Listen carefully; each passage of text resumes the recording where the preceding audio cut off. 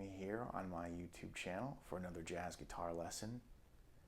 Today we're going to look at Barney Kessel's introduction on Billie Holiday's 1952 recording of Solitude. In my opinion, this is a perfect jazz guitar introduction. It establishes the key center, it's got nice harmonic motion, good voice leading, nice tensions in the harmony. It's got a nice melodic line that sits on top of the chords, and it clearly sets up the entrance for Billie Holiday. All of the elements that are important for an introduction. So let's look at what Barney played, and then we'll come back and do a harmonic analysis. So the song is in A flat, and he starts on the 1 chord, A flat major 7.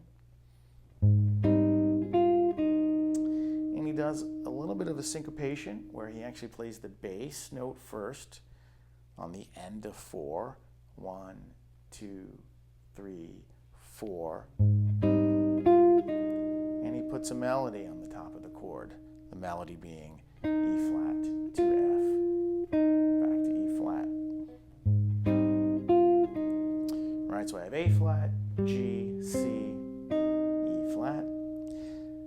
Second chord is an F7 sharp 9 with C in the bass. So it's got the 5th in the bass. So we have C, the 5th, A is the major 3rd, E flat is the flat 7, G sharp is the sharp 9, and then he moves the sharp 9 down to the flat 9. So G sharp to G flat, and then again he syncopates. He plays B flat first, and then comes in with the rest of the B flat minor 7 chord. So we have B flat root, A flat flat 7, D flat is my minor 3rd, and F is my 5th.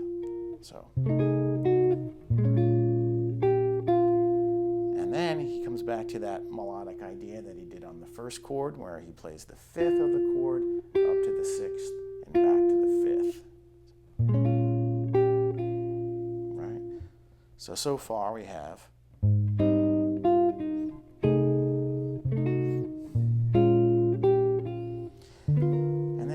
the sequence going. He moves up to G7 sharp 9 with D in the bass.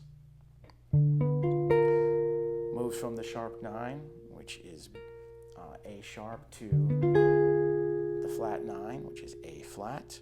So I have D is my 5th, B my major 3rd, F my flat 7, A sharp my sharp 9, moves it down a whole step to the flat 9. Now, the next harmony, he moves back to the 1 chord, A flat major 7, a different voicing. We have root A flat, 3rd C, E flat is my 5th, G is my major 7, and he puts a melodic statement on top, just a half step from G to A flat, back to G. Then he moves back to the F7, flat 9 now. So we have F is my root, A is my major 3rd, E flat my flat 7, G flat my flat 9, and now he adds an additional tension. He puts the C sharp on top, which is my sharp 5, and then he moves that C sharp down to C natural. And then we move to B flat minor 7, and it seems like there's a lot of motion here, but it's actually all B flat minor 7.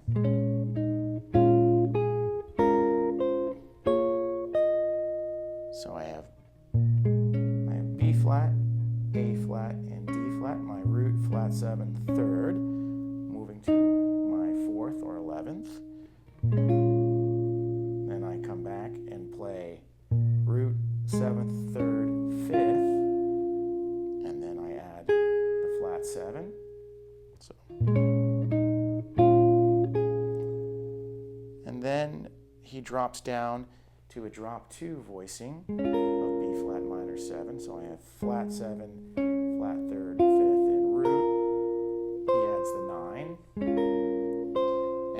up to root position B flat minor 7, drop 2. So B flat my root, F my 5th, A flat my flat 7, D flat my flat 3rd, and then he adds the 11 on top, which is E flat, and he culminates on the dominant 7th of the key. This is an E flat 7, natural 13, flat 9. So that last passage is.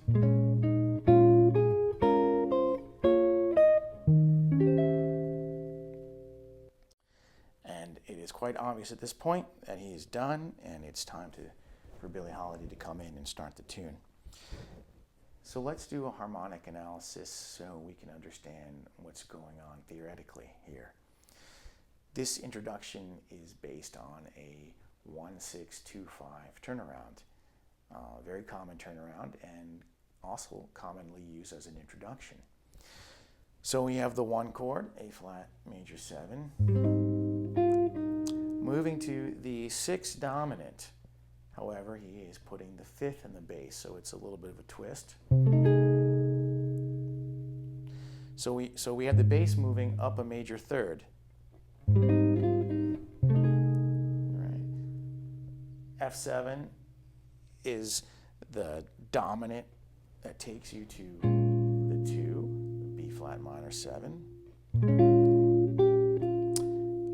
And then we move up again, we move the bass up a major 3rd. And this is the G7 sharp 9. Now this is a little less common.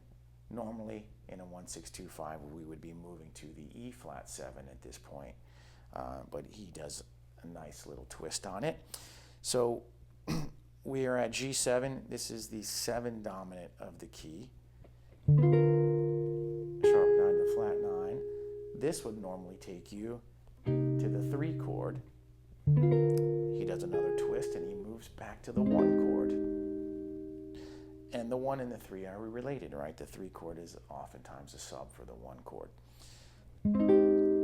He puts his melody back on top, and then he moves down to F7 flat 9, back to the 6 dominant. Add some more tension there with the sharp 5, and he gets to the 2 minor, and we have this nice melody that walks up and finishes with the 5 chord of the key, which is E flat 7. Here he uses an E flat 7 with a natural 13 and a flat 9. So a rather tense chord. At the University of Miami, we referred to this as a diminished dominant. This is a dominant 7th that is built out of the diminished scale. In this case, the scale would be E diminished.